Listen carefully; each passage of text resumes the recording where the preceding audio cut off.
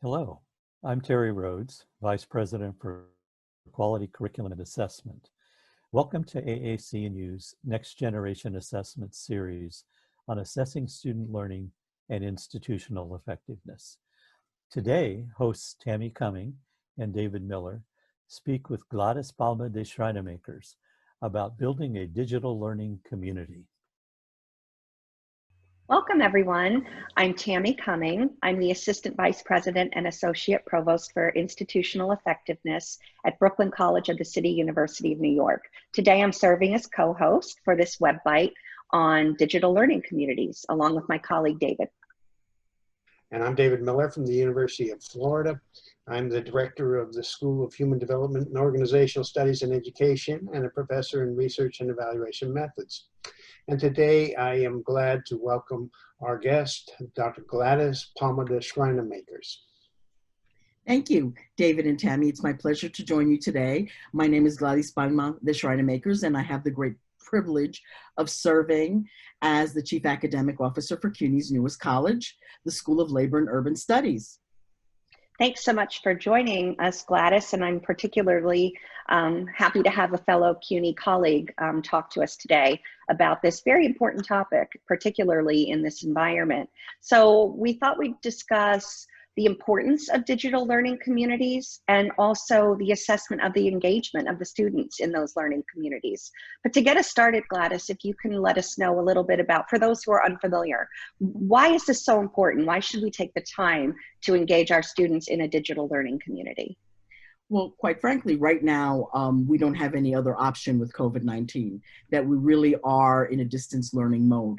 And if it is essential for students to feel connected and engaged so they can persist and do well in the course, this is particularly important during this time where individuals feel fragmented and have multiple and competing responsibilities.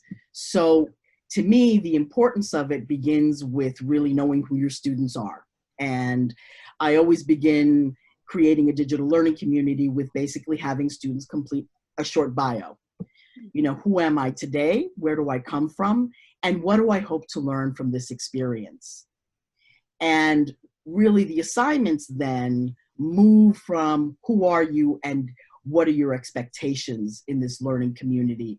It really sets the tone for the students to really begin to own their learning and also to begin to collaborate and comment on and with their peers, which helps them construct knowledge. Thank you. I think that's an interesting idea, the digital learning communities.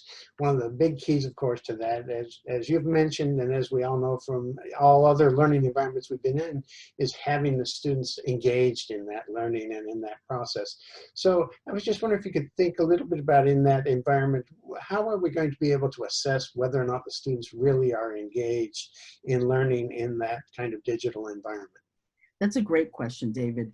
One of the major things is you want really to engage them in a collaborative process. The assignment that I use is one of an academic blog, where again, I set the parameter of the question, and then students have to respond to it based on evidence that they've read, evidence that they've listened to or seen through media, multimedia, and then they have to respond to two of their peers. And the response is more than I like or dislike what Tammy said, what David said. It really goes back to really exploring what the content is. And the way that I assess it is using AAC&U's integrated learning rubric, which really, when you look at the dimensions of the rubric, first help me assess whether the students are really connecting to the experience, the learning experience. Then are they making those essential connections to the discipline and the content and the theory? Equally important is how they're communicating with each other and constructing that knowledge. And the best example is when they start really doing a whole stream of things beyond simply just answering what they have to answer. You know, this has been really helpful, Gladys. And what I really like is the way you've really taken the knowledge, skills, and attitudes, and you've taken it full circle from where the students, you know, the context of where they've been, where they want to go, how they've engaged in the course in this digital learning community, and also their learning, their actual knowledge, that the outcomes. So I think this is really important, and I really hope that our audience out there will take a look at your blog, because there's a lot of great information in there. Thanks so much for joining us.